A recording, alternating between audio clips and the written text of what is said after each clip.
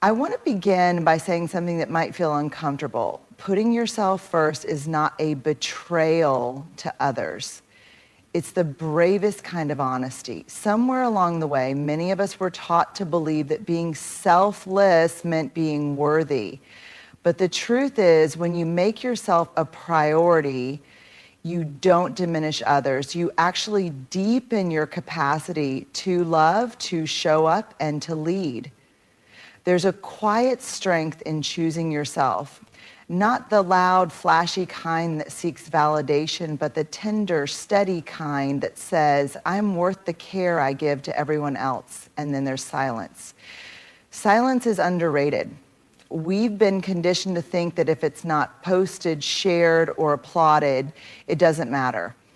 But some of the most powerful chapters in your story will be the ones no one ever reads. The hours you spend healing, growing, building, believing. Those sacred, unseen hours, that's the real work. That's the work that changes your life. We live in a world that praises selflessness, especially when it comes in the form of overextending, overgiving, and overcompensating. We're taught to be there for everyone, to stretch ourselves thin, to say yes when we want to say no. And somewhere along the way, we absorb this message that taking care of ourselves is indulgent, even selfish. But let's pause right there. Here's what they don't tell you enough. You cannot be everything to everyone while being nothing to yourself. You cannot show up fully in your relationships, your purpose, your dreams, if you are constantly abandoning yourself for the comfort of others.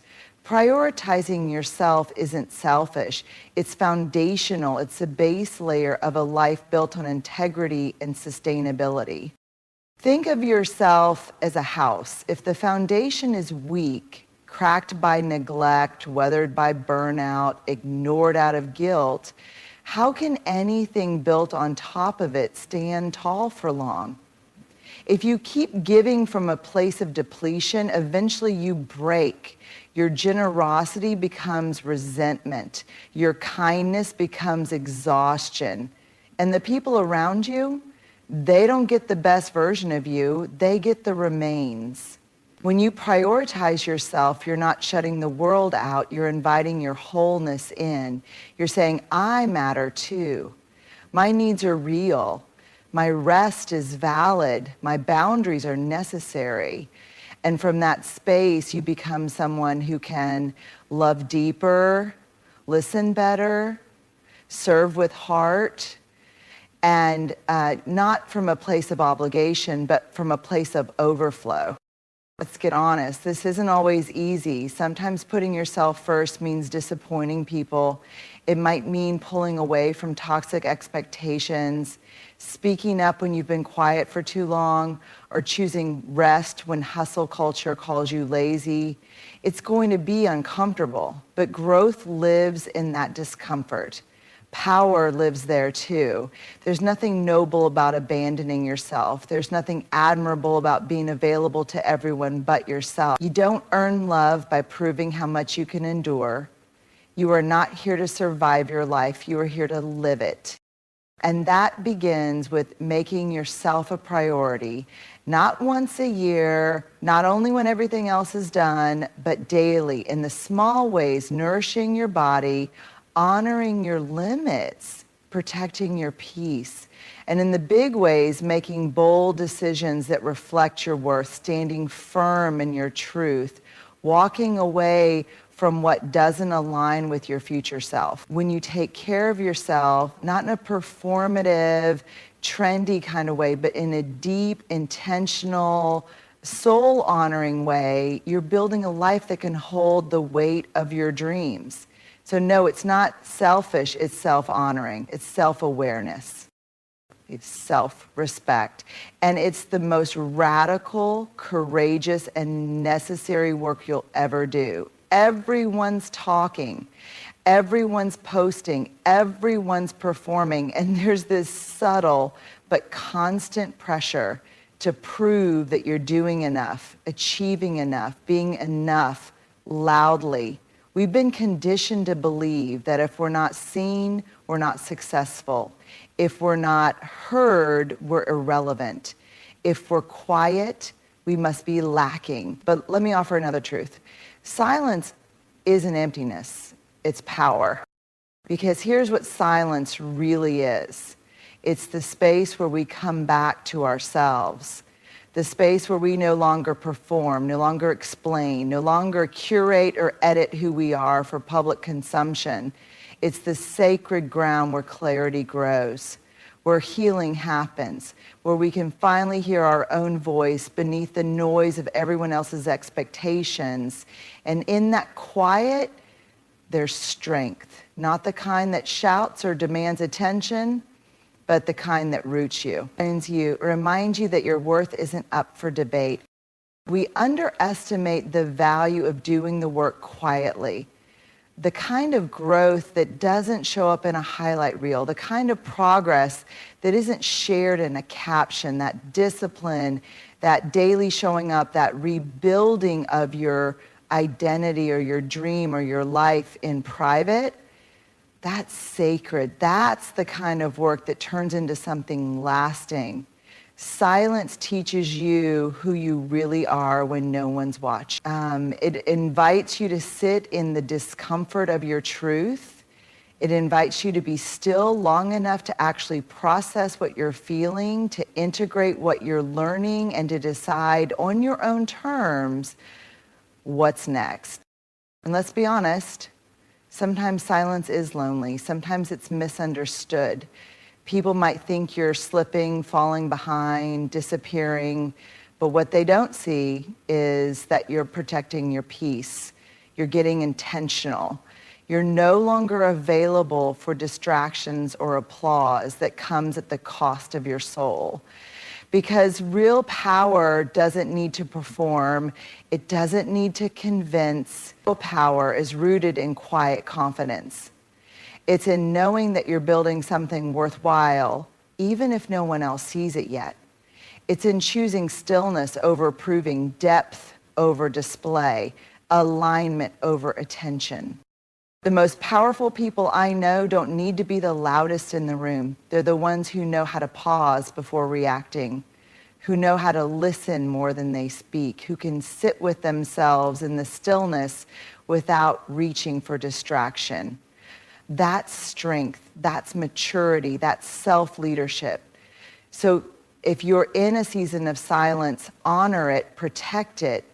Don't rush to fill the space. Don't confuse quiet with lack. You are still growing, you are still healing, you are still becoming. And when the time comes for your voice, your work, or your story to be seen, you'll know. But it won't be for validation, it'll be from wholeness. So no, silence isn't emptiness. It's where the most meaningful transformations begin. It's the soil your future self will grow from. And it is powerful beyond measure. Let's talk about the quiet, often unglamorous truth that many people overlook. Hype fades, but consistency endures. We live in a culture that idolizes the big moment, the launch, the announcement, the viral post, the overnight success story. We're drawn to loud beginnings. We cheer for bold declarations, but what we often don't see, what really builds a life of meaning and momentum, is the work that happens after the excitement dies down, after the motivation fades, after the applause goes silent.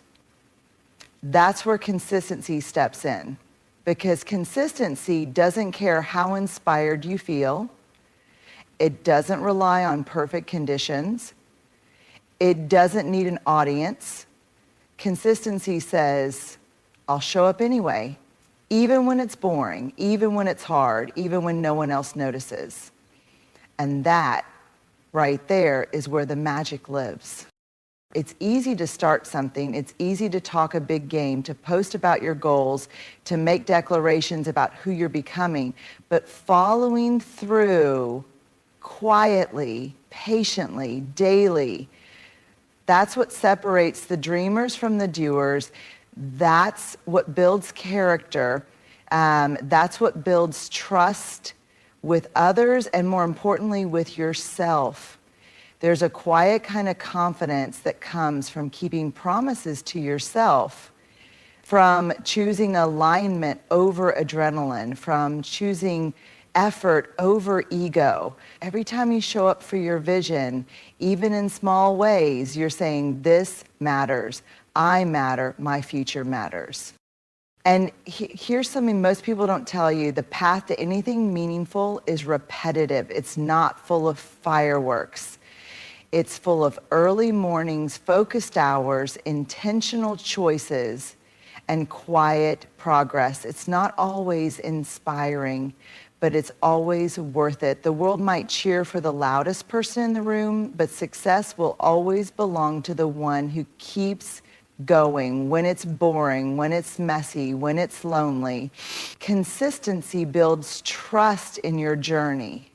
Consistency trains your nervous system for success.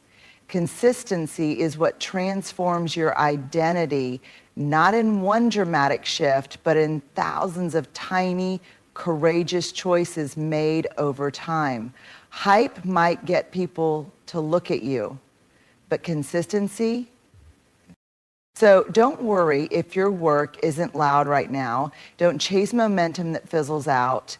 Don't compare your process to someone else's highlight reel. Focus on showing up, on building rhythm, on doing the next right thing again and again until it becomes who you are, not just what you do.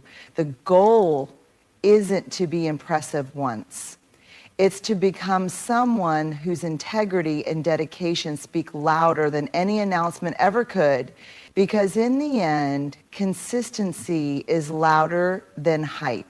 It doesn't need to shout. It proves itself quietly, powerfully, and every single day. Let's be real. Comparison is a trap most of us fall into without even noticing. You're scrolling through your feed, sipping your coffee, and before you know it, you're spiraling. Someone else's promotion makes you question your worth. Their vacation makes your life feel small. Their success makes your pace feel slow. And without realizing it, you've moved from being grounded in your own journey to feeling like you're somehow behind in a race you didn't even sign up for. That's the danger of comparison. It's sneaky. It disguises itself as motivation. It whispers, look what they're doing. You should be further along by now. And suddenly, what once felt meaningful becomes not enough. What once brought joy now brings shame. Here's the truth. Comparison kills progress because it shifts your focus from your lane to someone else's. And the moment you take your eyes off your own growth, you lose momentum. You start measuring your path with someone else's ruler. You start abandoning your rhythm to chase theirs. But we forget something essential. We're not all walking the same road. Your timing is not their timing. Your purpose is not their purpose. And your pace is not only valid, it's necessary. The problem with comparison is that it doesn't take context into account. It sees the highlight, not the history. It sees the outcomes, not the obstacles. It compares your behind the scenes with someone else's final edit, and it's unfair to you. Because when you're focused on someone else's path, you lose sight of the small, brave, consistent steps you are taking. You forget how far you've come. You forget that growth is not always visible and healing is not always linear. Some of the most important work you'll ever do will be slow, internal, and invisible to the outside world. And that doesn't make it any less real. Here's what's even more dangerous about comparison. It turns success into scarcity. It tricks you into believing that there's only so much joy, love, recognition, or opportunity to go around, that someone else's win is your loss, that their light somehow dims yours. But that's a lie. There is room for their success and yours, room for their joy and your healing, room for their progress and your process.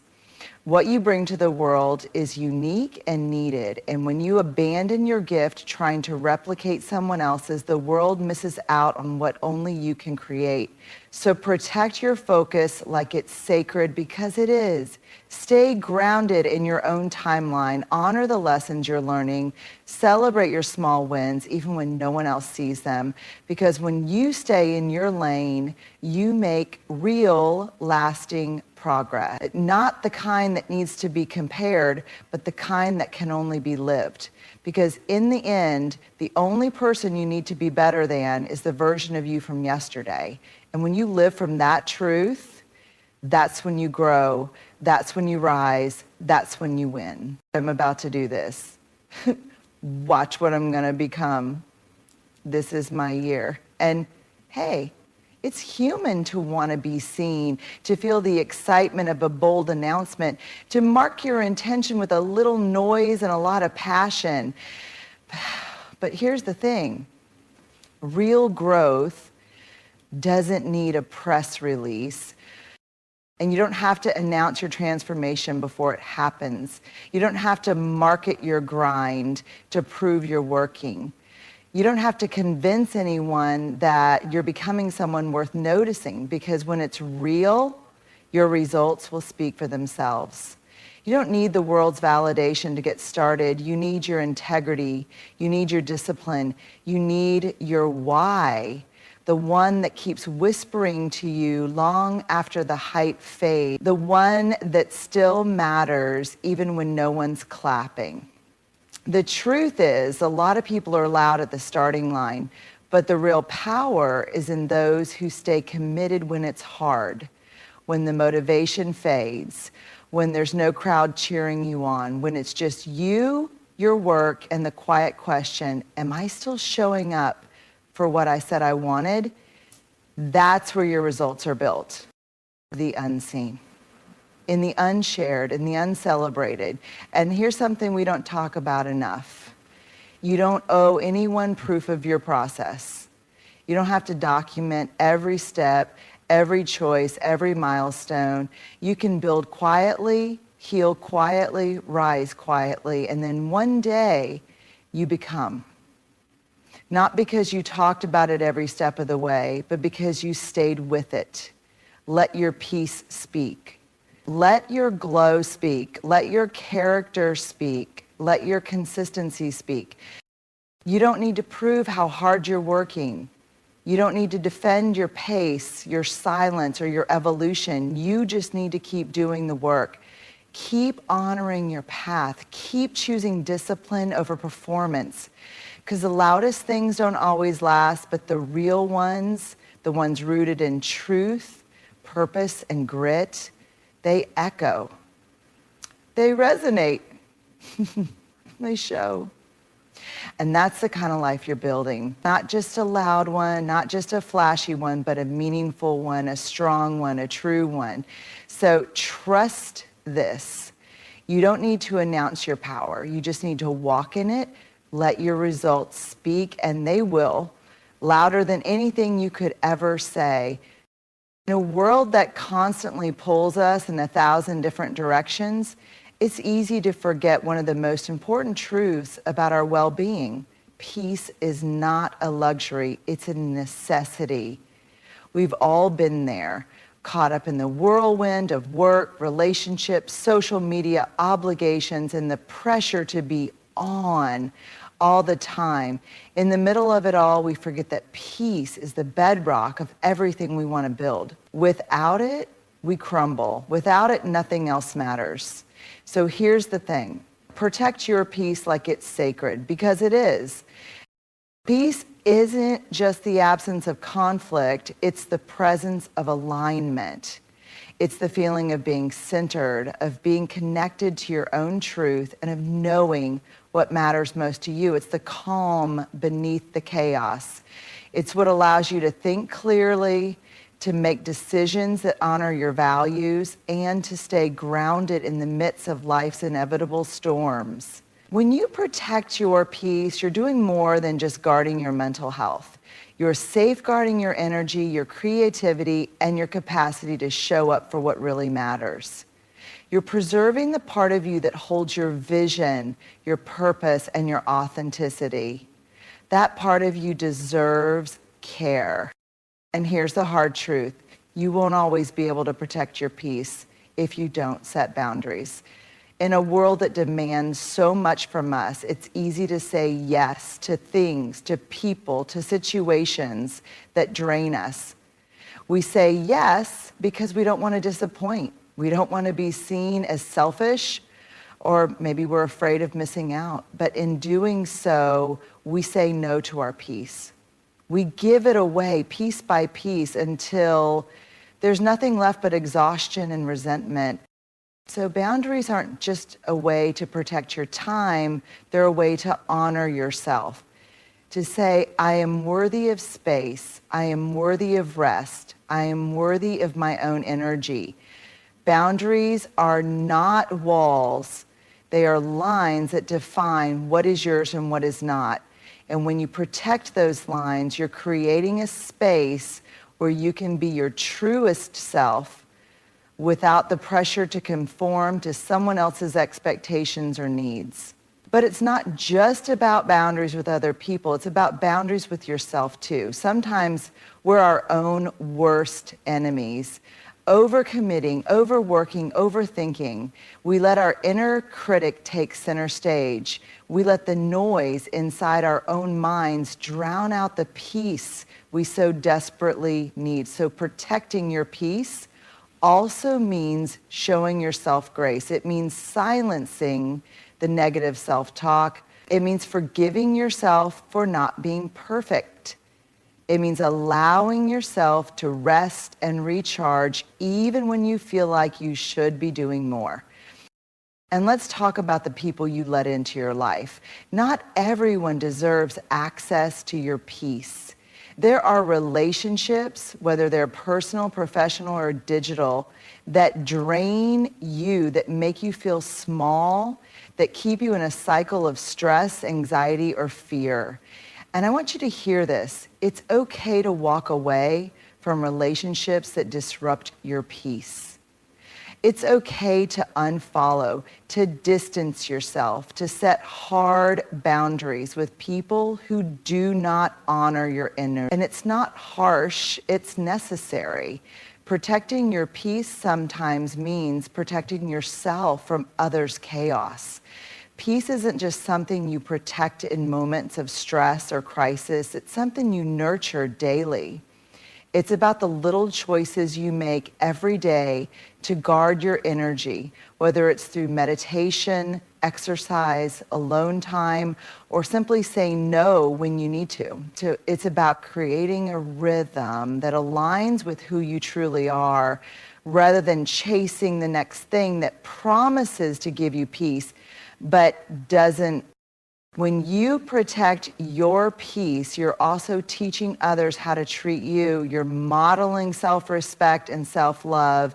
And when you're rooted in peace, you make better decisions. You communicate more clearly. You show up with more compassion. And you can hold space for others without losing yourself. But most importantly, protecting your peace is an act of love for yourself and the world around you. You cannot give what you do not have. If you want to show up as your best self, if you want to contribute in a meaningful way, if you want to love and lead from a place of wholeness, then you must preserve your inner peace. So start now. Make it a daily practice. Guard your peace like it's the most precious thing you own, because in many ways it is. When you protect your peace, you're not just surviving the noise of life, you're thriving in it. And that, my friends, is where true power comes from a place of peace, from a place of alignment, from a place where you are centered enough to lead, to love, and to create. Protect your peace. It's sacred, and it's the foundation of everything you'll ever build. As we close, let's reflect on the essence of the journey we've just walked through. We've talked about the power of prioritizing yourself, the quiet strength of silence, the unshakable power of consistency, the danger of comparison, the undeniable force of letting your results speak, and the crucial need to protect your peace like it's sacred. And remember this, your results will speak louder than any words you could ever say. Your consistency, your quiet work, your decision to honor your peace, those are the things that will build a legacy. Those are the things that will make the difference in your life and in the lives of those around you. Don't be afraid to let the world see your power, but more importantly, don't be afraid to let it grow silently from within. Because when you protect your peace, stay grounded in your truth, and focus on what truly matters, there's nothing that can stop you from becoming who you're meant to be.